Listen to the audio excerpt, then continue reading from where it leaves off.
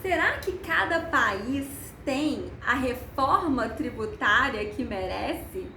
Vamos refletir sobre esse assunto pensando sobre a proposta, atualmente, em discussão, que é a proposta do ministro Paulo Guedes para solucionar os problemas do nosso sistema tributário. Começa de um ponto só, ok? A gente podia pensar em reformas bem mais amplas, que já inclusive se encontravam sendo discutidas em eventos, etc. Um monte de gente boa e qualificada e com visões diferentes. E é legal a gente discutir os temas com visões diferentes, desde que haja diálogo. Essa discussão já estava acontecendo aí já há algum tempo. E aí o ministro da Economia veio com uma proposta bem menorzinha do que as demais propostas. E aí a gente vai falar sobre essa proposta. Para isso eu vou explicar como é hoje, vou explicar o que em linhas gerais a proposta faz e quem ganha e quem perde diante dessa situação. Bem-vindos, senhores, ao PIS e a COFINS. Esses dois tributos que são bem esquisitos, na minha opinião, não encontram tanta identidade em regimes de outros países e que a gente, ao invés de extinguir, ou então a gente, ao invés de unificar de uma maneira mais ampla, resolveu resolver no que chamamos de reforma tributária, que dá uma impressão que é uma reforma, uma mudança mais ampla. Resolvemos resolver só a reforma do PIS e da COFINS e não uma reforma tributária, não é? Muito bem. O PIS e a COFINS são duas contribuições cuja arrecadação, a destinação dela é para financiar a Seguridade Social, Basicamente, gente, se eu fosse simplificar muito, a possibilidade de aposentar, a previdência, alguns benefícios e assim sucessivamente. Então, esse tributo que ele arrecada já tem a sua destinação, esses tributos, estabelecida na própria Constituição. Então, é muito interessante a gente pensar que se falar seja em aumento, seja em diminuição do PIS e da COFINS, demandaria uma reflexão sobre a nossa arrecadação previdenciária. Uma coisa tinha que estar conectada à outra, pelo menos em termos de política pública, a gente tinha que estar discutindo esses dois assuntos em conjunto. Mas, tudo bem, nós optamos por fazer a reforma da Previdência um tempo atrás, agora vamos tentar resolver o PIS e a COFINS. Esses tributos, que eu vou chamar assim, PIS e COFINS, tudo um pacotinho, quando eu falar de um, eu tô falando do outro, eles, além de terem essa arrecadação específica, eles podem incidir, de acordo com a Constituição, sobre receita da empresa, e podendo incidir sobre receita da empresa, também podem incidir sobre uma categoria menor, que é o faturamento. E, em virtude disso, disse que o PIS e a COFINS são tributos sobre o consumo, se aproximam de tributos sobre o consumo, bem brasileiros, Não tem coisa muito parecida em outros ordenamentos, mas são esses tributos que se destinam a financiar a Seguridade Social e incidem sobre o gênero receita, inclusive sobre o faturamento. É a principal arrecadação ali dentro do PIS e da COFINS, a incidência sobre o faturamento. Como o faturamento vem de fatura e o que emite fatura é a compra e venda, a venda de serviços, de mercadorias, diz que esse tributo se aproxima de um tributo sobre o consumo, ok? Essa é a autorização constitucional. A Constituição também autoriza a incidência do PIS e da COFINS sobre a importação. Temos aí, com uma lei diferente ainda, o PIS e a COFINS, o PIS e COFINS importação. As regras não são idênticas.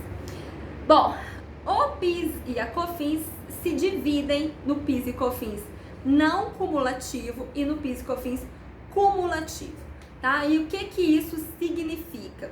Quando a gente diz que um tributo é cumulativo, a gente diz que quando ele incide numa etapa da cadeia produtiva, em um momento da produção, tá? Ele vai incidir também sobre o PIS e a COFINS que ocorreu em outro momento da produção. Então, incidiu aqui, veio pra cá embutido, economicamente, no preço aqui que eu tô cobrando. Vem o outro PIS e COFINS cumulativo, tá? Essa lógica fica muito mais clara em outros tributos, que a gente não vai discutir agora, mas essa é a lógica do PIS, dos tributos cumulativos.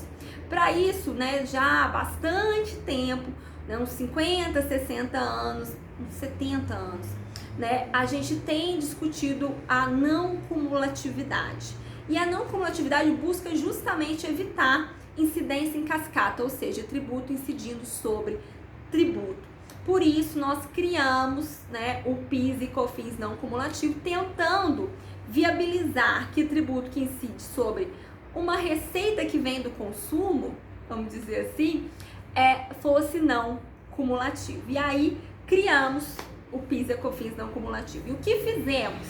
Não tem a mesma base o PIS e COFINS cumulativo, tá? A base é um pouquinho mais ampla. Se no PIS e COFINS cumulativo a gente está trabalhando com a base que vem, né, a base a gente chama de receita operacional, da receita que vem da atividade principal, e aí a gente aproxima do faturamento. Quando a gente vem para o PIS e COFINS não cumulativo, a gente vai trabalhar com a ideia da receita operacional, mas também outras receitas eventualmente geradas por aquela atividade. Então isso alarga a base. Por que isso não significa necessariamente aumento da tributação? Porque no PIS e COFINS não cumulativo a gente cria também um sistema de creditamento. A gente pode aproveitar créditos. Então aquele tributo que foi pago naquela etapa anterior, estão lembrados? Que no outro não fazia nada? Aqui, de certa maneira, eu posso aproveitar e diminuir o meu tributo com base nesse sistema de creditamento. Isso significa que é sempre mais vantajoso estar no PIS e COFINS não cumulativo? Não. Primeiro que, obviamente, ele é mais complexo, nós vamos ter que tomar aí cuidados para saber se um crédito pode ou não pode ser aproveitado. E segundo, pode ser que dependendo do ramo de atividade em que você esteja, você não possa aproveitar créditos o suficiente para compensar estar nesse regime, ok? Então esse é o nosso panorama. E se você nunca tinha ouvido falar nisso, provavelmente você está confuso e falando, meu Deus, que confusão. Era o que eu sentia quando eu fazia parecer de PIS e COFINS. Já fiz vários pareceres sobre a possibilidade de aproveitamento de crédito. Então a gente tem que fazer toda uma análise do conceito de crédito, se aquela aquisição que eu fiz, tá lá na listinha da lei de hipótese que gera creditamento. Por quê? A legislação, ela criou várias categorias em que é possível a gente aproveitar crédito e deixou, portanto, outras categorias de fora. E aí eu ficava assim pensando lá, fazendo meus pareceres, ganhando meu dinheirinho fazendo isso. Poxa, cara, sinceramente, se um empresário precisa me contratar para falar se ele vai poder aproveitar PIS e COFINS, disse daquilo, o nosso país não tá indo bem. O nosso país não tá indo bem. Isso não tem sentido, porque a gente criou isso.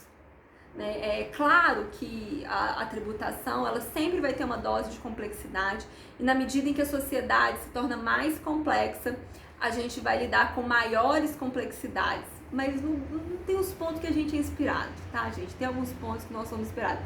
Nós tentamos criar soluções tão abstratas e lidando com tantos conflitos que, na verdade, nós geramos problemas para alguns e dinheiro para outros.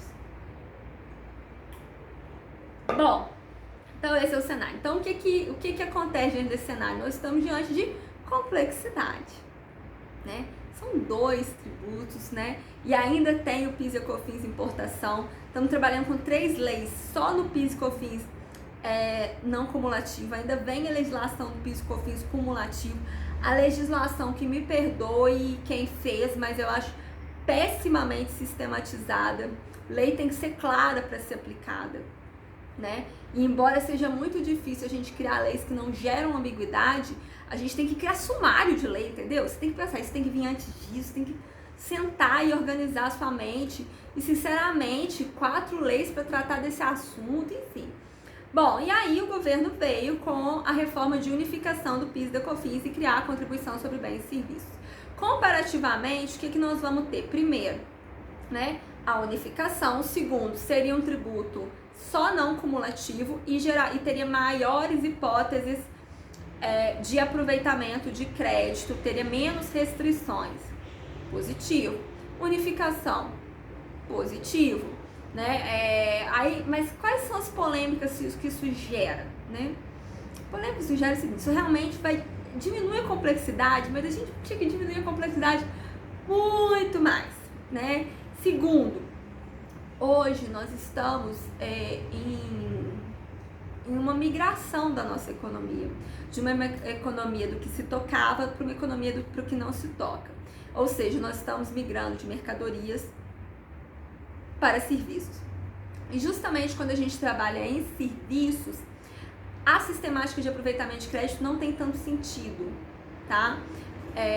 Quando a gente trabalha com mão de obra, também a sistemática de aproveitamento de crédito não tem tanto sentido.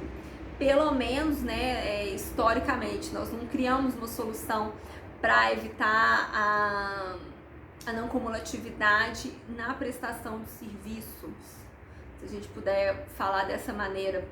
Por quê? Porque em tese, quando eu presto serviço para alguém, eu tenho um vínculo ali de emprego, eu sou o maior custo que aquela pessoa tem, se é uma empresa prestadora de serviço. Mas como eu não fui tributada nessa etapa, não incide contribuição, não existe essa contribuição a CBS ou PIS e COFINS sobre a minha atividade em si, eu não gero crédito quando essa empresa adquire o meu serviço. Então, né, não tem lógica em gerar acreditamento. Com isso, quando eu aumento a alíquota dessas empresas, né, da área de prestação de serviço, mas eu não diminuo, mas eu não tenho como, na verdade, ampliar a sistemática de creditamento, eu acabo aumentando o ônus tributário real genericamente nessa categoria, e a gente tem que pensar se esse é o momento, se esse é o caminho que a gente quer buscar, e ao mesmo tempo, né, se não é um caminho que nós temos que buscar, considerando que as bases tradicionais de tributação, elas vão começar a diminuir e desaparecer. Como assim bases tradicionais de tributação? A gente tinha as riquezas que tradicionalmente nós tributávamos, mas elas às vezes vão deixando de ter sentido. Vou dar um exemplo clássico e bom, mas que todo mundo entende. Você não compra CD, você ouve música no Spotify. Então o Spotify te presta uma utilidade, um serviço, e você não compra mais mercadoria. Então, será que a gente repensar essa relação da tributação com o serviço não é fundamental? Mas, por outro lado, a gente gera esse problema em termos da questão do trabalho. Então, pessoal, continuando aí nosso raciocínio, essa micro reforma, ela realmente vai gerar uma redução de complexidade. Mas ela gera aí, no final das contas, um impacto no setor que mais emprega, que é o setor de prestação de serviço, e nesse momento especialmente impactado pela pandemia. Claro que a gente não pensa em reforma, qualquer reforma estrutural, considerando 1 mês, 6 meses, 2 anos, mas sem dúvidas é uma coisa para se considerar como que a gente vai aumentar o impacto nesse setor. E isso gerou algumas outras discussões de soluções possíveis sobre esse tema, ok? Muito bem, mas continuando aí, um outro ponto é que a CBS ela tá cortando várias desonerações fiscais existentes. E as pessoas acham que a desoneração fiscal é sempre bom, e não é sempre bom. Se eu estou reduzindo o ônus tributário de algum setor da economia, provavelmente eu estou tendo que aumentar a tributação de outro setor da economia. Então, política extrafiscal desonerativa tem que ser pensada muito minuciosamente, né? De qual a vantagem, onde estou e onde quero chegar com essa política extrafiscal, que geralmente não se faz no Brasil. A gente não acompanha o motivo e depois os resultados de uma política de desoneração, embora a Constituição determine que o faça através de um princípio chamado princípio da economicidade. O ponto mais polêmico aí até agora foi, né, você manter a desoneração das entidades religiosas e não manter a desoneração do setor de livros. É claro que aí existem escolhas pessoais envolvidas, mas essa diferença ela envolve aí o que se respeita. Eu acho que existe uma discussão de fundo sobre isso, embora, repito, o tema da desoneração fiscal não seja um tema para se resolver levianamente. É um tema que a gente tem que pensar qual que é o impacto real no mundo da existência ou inexistência dessa desoneração. Outro ponto importante é que essa proposta de reforma, como ela é muito pontual, embora resolva alguns problemas relevantes, ela termina não considerando as questões mais estruturais, problemáticas do nosso sistema tributário, como uma complexidade mais ampla, que abrange o fato de que ainda sobre o consumo nós temos o IPI, o ICMS e o ISS, o que gera muita discussão sobre qual incide sobre o que e quando. E ainda temos também, pessoal, uma outra discussão relevantíssima, que é: todo mundo fala que a carga tributária do Brasil é muito alta, mas se você olhar a carga tributária do Brasil, ela não é tão discrepante dos países que têm um índice de qualidade de vida muito alto, ok? Mas onde estamos tributando é uma discussão que não passa, não está muito no coração dessa reforma, dessa micro-reforma. Então a gente tinha que estar com uma discussão mais ampla.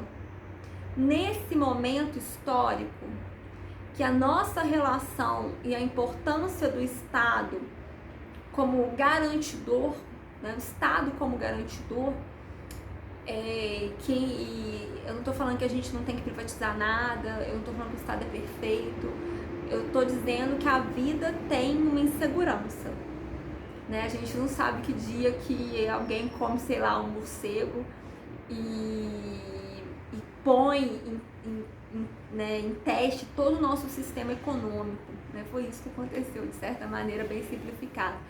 E quem que está garantindo, né, o nosso modelo de sociedade nesse momento? O Estado.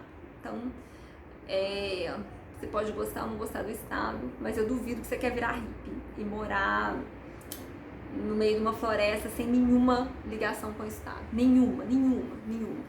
Tem até gente que quer e a gente não deixa eles em paz, né?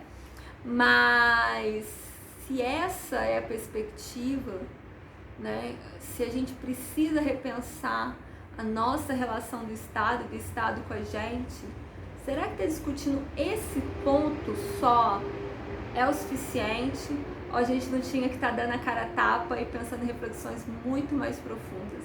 E com isso, pessoal, fecho com vocês, tá? E fico esperando as opiniões de vocês aqui embaixo.